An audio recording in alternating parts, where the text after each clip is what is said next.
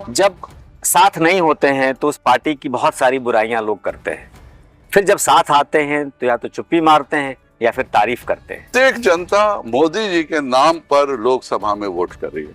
आर्थिक भ्रष्टाचार आदत बन चुका है कुछ लोगों की, और जिनकी आदत बन चुकी है कोकीन से भी ज्यादा खराब उनके लिए ये नशा हो गया है। कहीं भी कोई चौक चौराहा, कहीं दुकान, कुछ नहीं दिखता जहां शराब नहीं बिकती हो। नीतीश जी का ये प्रोजेक्ट फेल क्यों? कि 2005 से पहले के जो अपराधी थे आज वह शराब माफिया और बालू माफिया बन चुके हैं।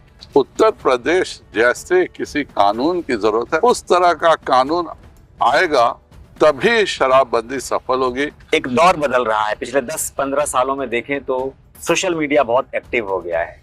आपको क्या लगता है कि सोशल मीडिया का कितना प्रभाव होता है वोट में? 2-3% होता है। चुनाव की असली चुनौती महागठबंधन है। सारी लड़ाई भारतीय जनता पार्टी और महागठबंधन के बीच में होगी। नमस्कार, भारतिका में एक बार फिर आपका स्वागत है और आज मैं आप लोगों को लेकर आया हूं चंपारण के एक गांव फुलवरिया। इस गांव में हमारे साथ हैं इस इलाके के सांसद, भारतीय जनता पार्टी के प्रदेश अध्यक्ष रहे डॉक्टर संजय जायसवाल। 3 बार से लगातार सांसद हैं, चौथी बार मैदान में हैं। संजय जी, सबसे पहले तो आपका स्वागत भारतिका में। वक्त देने के लिए बहुत बहुत धन्यवाद। बहुत धन्यवाद आपका भी रंजन जी। आप ये बताइए कि सोशल मीडिया अकाउंट्स पे हम बात शुरू करते हैं वहीं से, क्योंकि आजकल दौर सोशल मीडिया का है। तो हम देखते हैं कि भारतीय जनता पार्टी के लगभग सभी नेता और बहुत सारे देश के लोग आजकल मोदी का परिवार करके टैग करते हैं।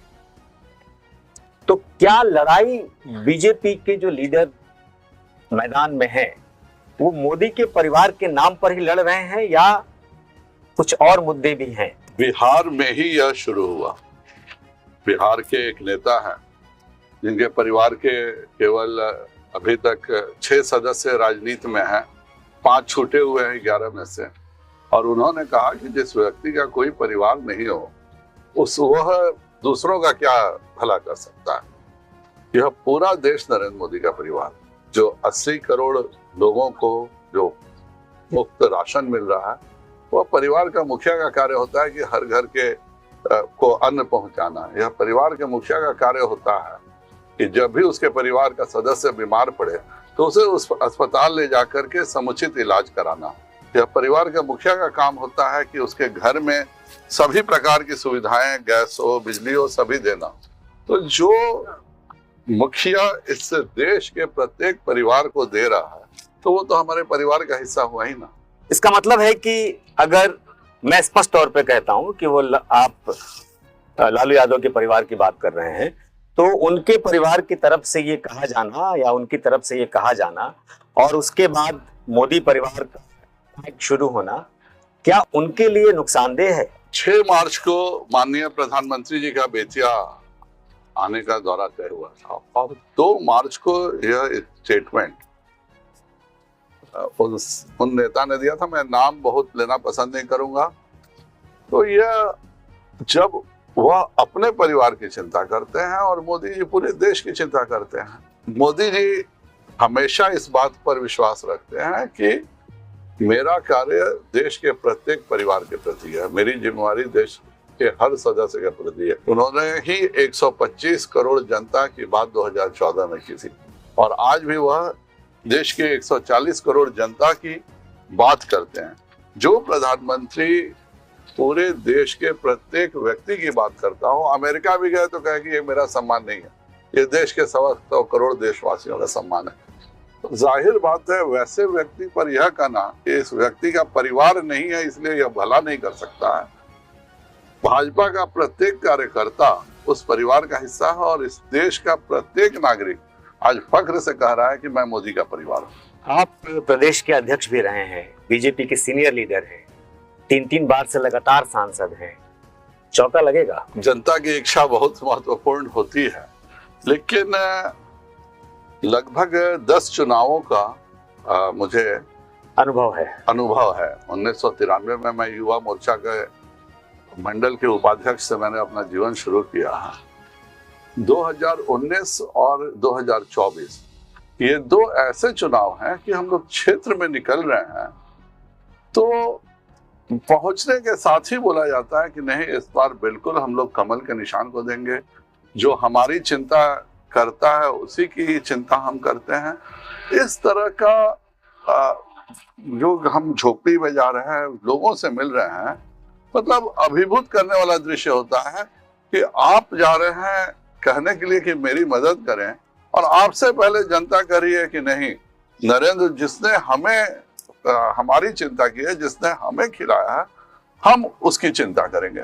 तो ये गरीबों की झोपड़ी की जो ये आवाज होती है, यह आवाज बताती है कि आने वाला समय क्या है। बिहार में हम लोगों ने पिछले कई सालों में देखा है कि बीजेपी जेडीयू के साथ जाती है, अलग होती है, जाती है, अलग होती है। हालांकि आरोप सिर्फ नीतीश कुमार पर लगता है कि वो पलटू राम है, लेकिन अगर उस परिदृश्य में देखें तो बीजेपी भी पलटती है, आरजेडी भी पलटती है, तो वो इक्वेशन कॉम्बिनेशन हो सकता है। जब साथ नहीं होते हैं तो उस पार्टी की बहुत सारी बुराइयां लोग करते हैं, फिर जब साथ आते हैं तो या तो चुप्पी मारते हैं या फिर तारीफ करते हैं। इस राजनीति को एक डॉक्टर संजय जायसवाल कैसे देखते हैं? देखिए, कोई व्यक्ति जो है श्रेष्ठ नहीं होता, दुनिया में हर चीज रिलेटिव है। मैं अगर एक उम्मीदवार हूं तो मेरा एक स्तर है, पर ये कोई भी व्यक्ति का एक स्तर होता है, उसके आगे क्या होगा। जो परिस्थितियां 2 वर्षों में बिहार के लिए बनी थी, आप किसी भी मुखिया से जाके पूछिए, किसी के पास 1 रुपया उपलब्ध नहीं था। प्रधानमंत्री आवास योजना 3 वर्षों से बना, एक भी सड़क 2 वर्षों में हम लोग बनाने में अक्षम थे। आखिर 28 जनवरी के बाद ऐसा क्या हो गया कि केवल मेरे लोकसभा में 70 से ज्यादा सड़कें बनने लगी, 12 पुल बनने लगे। सर, मुख्यमंत्री तो वही थे, नीतीश जी थे, पहले भी आज भी।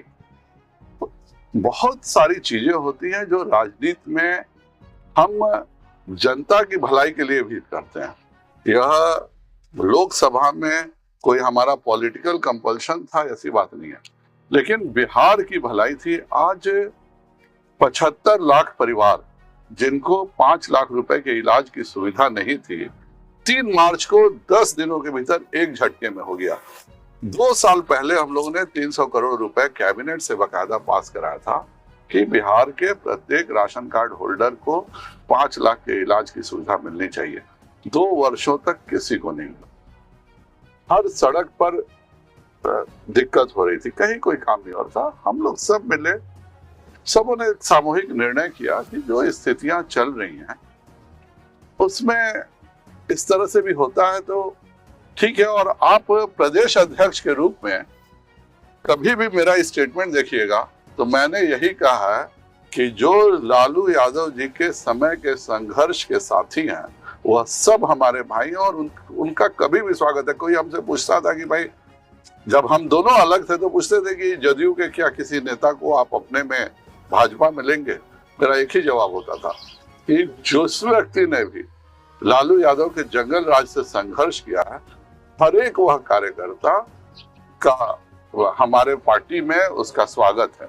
क्योंकि जिस आज के परिस्थितियों में राजनीतिक दल अलग अलग हो सकते हैं, पर 90 के दशक में यहाँ पर उस जंगल राज का विरोध करके राजनीतिक तौर पे खड़ा होना अपने आप में बहुत बड़ी बात मानी जाती थी। कितनों के घर लूट लिए गए, कितनों के घरों में डकैती पड़ी, कितने कार्यकर्ताओं के साथ इतनी दुर्दशा हुई कि उनको अपना जिला छोड़ करके भागना पड़ा। कितने मेरे कार्यकर्ता हैं जिनका घर डायनामाइट से उड़ा दिया गया। उस परिस्थिति में जदयू और भाजपा एक साथ रह के लड़ाई लड़ती थी। तो हम कोई आर्टिफिशियल अलायंस नहीं है। जब हम अलग भी थे तो भी आप जमीन पर किसी भी जदयू कार्यकर्ता से पूछिएगा, वह हमारे साथ ही कंफर्टेबल था, वह राजद के साथ कंफर्टेबल नहीं था। और हम दोनों जिस दिन मिले तुरंत हम लोग में एक साथ हो गए। तो आप ठीक कह रहे हैं कि जंगल राज हम सब लोगों ने देखा भी है। हालांकि ये शब्द भले ही कॉइन किया हुआ हो, लेकिन इसका असर हम सब लोगों ने देखा है। लेकिन मेरे मन में एक सवाल बार बार उठता है कि जैसा आपने कहा, आखिर ऐसी क्या वजह रही होगी? नीतीश कुमार बतौर मुख्यमंत्री रहते हुए भी वो काम नहीं करा पाते थे बिहार में। बिहार में एक ही व्यक्ति था जो सड़क का भी मंत्री था, वही व्यक्ति स्वास्थ्य का भी मंत्री था, वही व्यक्ति शहरी निकाय का भी मंत्री था, वही व्यक्ति ग्रामीण विकास का भी मंत्री था, वही व्यक्ति पर्यटन का भी मंत्री था। और वह, मैं हमेशा उसके बारे में कहते रहा कि अगर वह अपने 2 वर्षों में एक दिन बता दे कि 10 से 5 मंत्रालय में बैठा हो तो मैं उसके विरोध में एक शब्द नहीं लिखूंगा। कोई राजद का नेता, और आज भी मैं चैलेंज करता हूं कि 2 साल का उनका डेटा उठा के देख लीजिए, कभी वह 4 घंटे लगातार ऑफिस में नहीं बैठे हैं। आर्थिक भ्रष्टाचार आदत बन चुकी है कुछ लोगों की, और जिनकी आदत बन चुकी है वो कभी कभी मुझे लगता है कि यह कोकीन से भी ज्यादा खराब उनके लिए ये नशा हो गया है। आज भी जिस तरह से चीजें चल रही हैं, हर जगह उन पर यही लग रहा है कि ये टिकट बेच दिया, वह टिकट ऐसे कर दिया, इसके साथ ऐसा किया। तो इतने किसी के माता पिता के साथ अगर कुछ गलत हो जाता है या माता पिता गलत करते हैं तो बच्चे उसको सुधारने का प्रयास जरूर करते हैं। दुख की बात यह है कि यह परिवर्तन आज भी हमारे विरोधी दल के परिवार में नहीं है। आप टिकट की बात कर रहे हैं, टिकट बेचने की। बीजेपी की प्रवक्ता है एक सुहेली मेहता, उनका 9 अप्रैल का मैंने एक बयान सुना, और वो बयान मेरी क्या विचार है मैं बाद में बताऊंगा, लेकिन उस बयान में यह था कि इस बात की जांच होनी चाहिए कि रोहिणी आचार्य ने क्या किडनी दी है लालू जी को। इस बयान को पूर्व प्रदेश अध्यक्ष कैसे देखते हैं? मैं बिल्कुल इस तरह के बातों का बिल्कुल समर्थक नहीं हूं। किसी भी बच्चे का अपने पिता के प्रति एक लगाव होता है, और किसी की भी बेटी हो, वह हम सबकी बेटी है। व्यक्तिगत टिप्पणियां पर मैं बिल्कुल भरोसा नहीं करता हूं और होना भी नहीं चाहिए। मैं पूरा बिहार अभी घूम रहा हूं और मैं वैसे भी आता रहता हूं, आपको जानकारी है ही। बिहार में 2016 से शराबबंदी है। कहीं भी कोई चौक चौराहा, कहीं दुकान, कुछ नहीं दिखता जहां शराब नहीं बिकती हो। Home delivery. नीतीश जी का ये प्रोजेक्ट फेल क्यों हुआ? मुझे लगता है इसका सबसे बड़ा कारण क्या है कि इस पूरे प्रॉब्लम को एक नए दृष्टि से देखने की आवश्यकता। मैं जब उनके साथ भी था, मैं प्रदेश अध्यक्ष था, मेरे यहाँ 8 मौतें हुई थी और मैं गया था, उनको जाके सांत्वना दिया, उनको कुछ आर्थिक मदद भी किया। मुझे बहुत विरोध का सामना करना पड़ा, लेकिन मैंने कहा कि मेरे क्षेत्र में जब इस तरह की घटना होगी मैं जरूर जाऊंगा। मेरा शुरू से मानना है कि 2005 से पहले के जो अपराधी थे, आज वह शराब माफिया और बालू माफिया बन चुके हैं, और ये एक संगठित अपराध है। और संगठित अपराध में कहीं ना कहीं और भी बहुत सारे लोगों की भी हिस्सेदारी है, उनके बिना नहीं हो रहा। इस संगठित अपराध को तोड़ने के लिए उत्तर प्रदेश जैसे किसी कानून की जरूरत है। उत्तर प्रदेश में जैसे माफियाओं के खिलाफ जो कानून बना है, उस तरह का कानून आएगा तभी शराबबंदी सफल होगी। कोई शराब पीना अच्छी बात बिल्कुल ही नहीं है, इस पर कोई समर्थन नहीं करता है, लेकिन आप सॉफ्ट हैंड से इस तरह की चीजें कंट्रोल नहीं कर सकते। तो योगी की तरह का मुख्यमंत्री भी चाहिए फिर बिहार में। ऐसे कानून चाहिए जिनमें माफियाओं पे लगाम लगाई जा सके। और ये जो इस 5 साल का NDA 2 है, आप देखिए, इसमें शराब माफिया, भूमि माफिया, इन सबों के खिलाफ नीतीश कुमार जी ने, सम्राट चौधरी जी ने और विजय सिन्हा जी ने कानून बनाया है, DM को पावर्स दिए हैं, और इसको हर हालत में आयरन हैंड के साथ डील करना पड़ेगा। अभी तक हो क्या रहा था कि जो पीने वाले हैं वह पकड़े जाते हैं, और जो पूरा ये माफिया नेटवर्क, तंत्र नहीं पकड़ा जाता। तंत्र को आप नहीं टच कर रहे हैं। तंत्र को करने के लिए जब तक उनकी संपत्ति की कुर्की नहीं होगी, जब तक उसके दिमाग में यह भय नहीं होगा कि अगर मैं शराब बेचते हुए पकड़ा जाऊंगा तो मेरे भी घर पे बुलडोजर चल जाएगा, तब तक यह बुराई जाने वाली नहीं। मैं पिछले दिनों बिहार के पूर्व DGP के साथ ऐसी चर्चा कर रहा था। उन्होंने कहा कि बिहार में अगर पुलिस यानी थाना, खास तौर पर उन्होंने थाना के अध्यक्षों के बारे में बात की कि अगर वो चाहे तो ये रुक सकता है। आपको लगता है कि वहां कुछ जरूरत है सख्ती की? पूर्व डीजीपी साहब को खुद ही उदाहरण बनना चाहिए था। जब अगर आपकी कोई बात डीजीपी ने बताया तो अफसोस की बात है कि उन्होंने इसको कैमरे पे बताया, उन्होंने इसको किया क्यों नहीं किया, तो उनके लिए भी बहुत अफसोसजनक बात है कि अगर आप यह बात कोई सीक्रेट नहीं है, यह सब जानते हैं, लेकिन आप डीजीपी थे, जिम्मेवारी आपकी बनती है, आप कैमरे के बदले जमीन पर कार्य करते तो शायद यह अपराध बहुत कम रहता। पिछले 3 चुनाव से हम देख रहे हैं संजय जी की लगातार आपके वोट प्रतिशत बढ़ रहे हैं, आपके वोट बढ़ते जाते हैं। अब एक दौर बदल रहा है। पिछले 10-15 सालों में देखें तो सोशल मीडिया बहुत एक्टिव हो गया है। आपको क्या लगता है कि सोशल मीडिया का कितना प्रभाव होता है वोट में? 2-3% होता है। दिक्कत क्या है सोशल मीडिया में कि आप कोई पॉजिटिव खबर चलाएंगे तो उसको देखने वाले व्यूअर्स बहुत कम होते हैं, नेगेटिव खबर चलाएंगे तो उसको देखने वाले व्यूअर्स बहुत होते हैं। तो ये एक तरह से ड्रॉबैक है, उसका ड्रॉबैक भी है और ये डोमिनेट करता है। ये डोमिनेट करता है। आप अच्छे हैं, आप बहुत अच्छा कार्य कर रहे हैं, आपने बहुत अच्छा जीवन जिया, यह देखने में किसी की दिलचस्पी नहीं होती। लेकिन अगर कोई व्यक्ति कोई घटिया कार्य कर रहा है तो यह देखने में बहुत ज्यादा। ये तो समाज का स्तर की वजह से हो सकता है। इस समाज के स्तर को कहना भी उतना ठीक नहीं होगा। न्यूज और व्यूज जो है वह हमेशा से, आप फिल्में ही देखिए तो जिस फिल्म में जितने ज्यादा गॉसिप्स होंगे वो फिल्म उतना ज्यादा चलती है।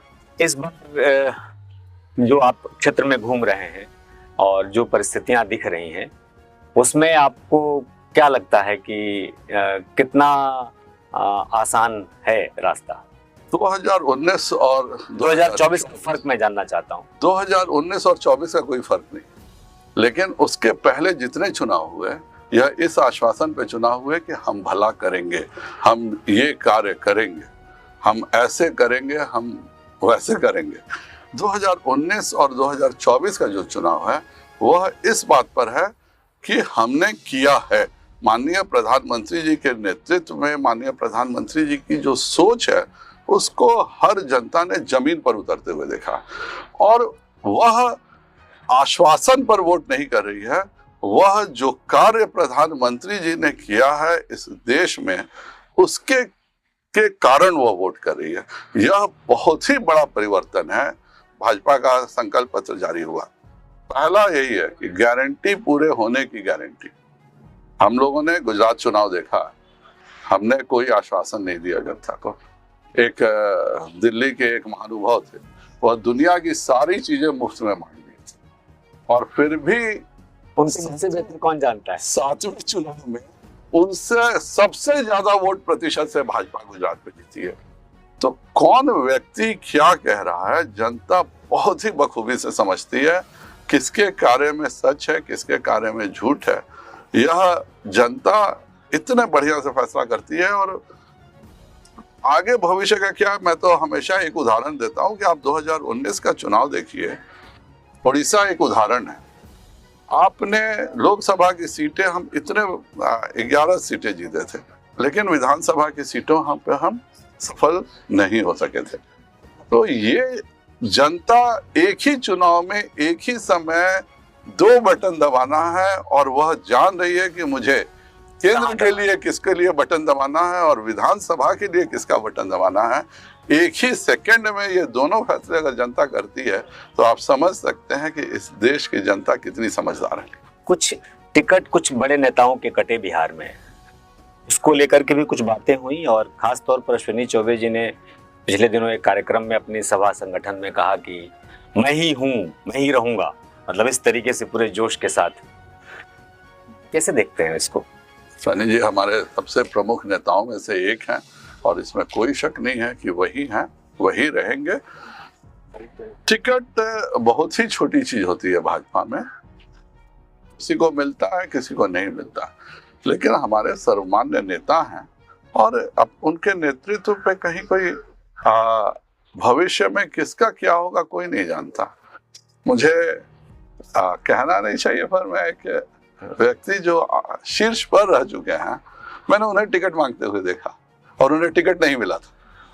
लेकिन वही व्यक्ति भाजपा का एक आम कार्यकर्ता जिसे लोकसभा का टिकट नहीं मिला, वह इस देश के शीर्ष पर विराजमान हुआ। तो यह भाजपा में कार्यकर्ताओं की पार्टी है।